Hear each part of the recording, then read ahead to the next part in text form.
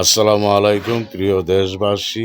তৎকালীন মেজর রাষ্ট্রপতি জিয়াউর রহমান চট্টগ্রাম কালুরঘাট বেতার কেন্দ্রে স্বাধীনতার ঘোষণা দিয়েছিল। উনি মুক্তিযুদ্ধ করে দেশ স্বাধীন করেছিল।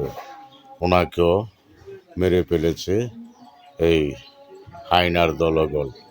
বাংলাদেশে তার অপরাধ ছিল, সে মুক্তিযুদ্ধ করে দেশ স্বাধীন করেছে, দেশটাকে নিজের করে গড়ে তুলতে চেয়েছিল, দেশের মানুষকে নিজের ভাই, নিজের ছেলে, নিজের মার মতো দেখেছিল। সেই প্রেসিডেন্ট জিয়াউর রহমানকে তারা হত্যা করেছে। এই চট্টগ্রামে গুলি করে তাকে ব্রাশ ফায়ার করে হত্যা করা হয়েছে। তো তার পরিবারকে যেই 16-17 বছর যেই অত্যাচার করেছে, তাদের উপর নির্যাতন, জুলুম, জেল জুলুম, তাদেরকে টর্চারিং করে বেগম জিয়াকে কারারুদ্ধ করে রেখেছে, তারেক জিয়াকে মেরুদণ্ড ভেঙে দিয়েছে, তার ছোট ভাইকে তারা টর্চারিং করে অতি শেষে মারা গিয়েছে। এই টর্চারিংয়ের কারণে হৃদরোগে কুকু মারা গিয়েছে। সেই বাংলাদেশ জাতীয়তাবাদী দল বিএনপি এখনো মানুষের সেবায় নিয়োজিত আছে। কোনো কারো মনে আঘাত দিতে তারা চায় না।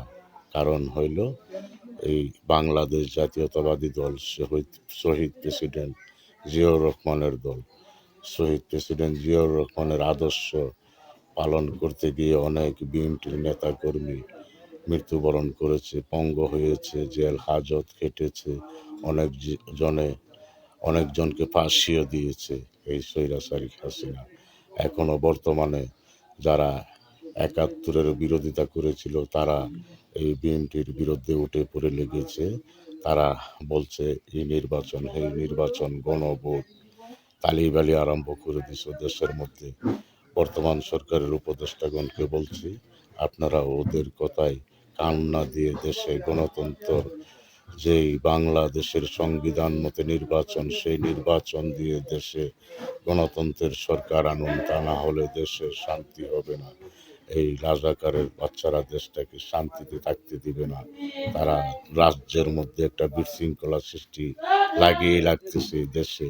এই দেশের মানুষকে শান্তিতে তারা থাকতে দিবে না, এই নাফরমানের দলগণ।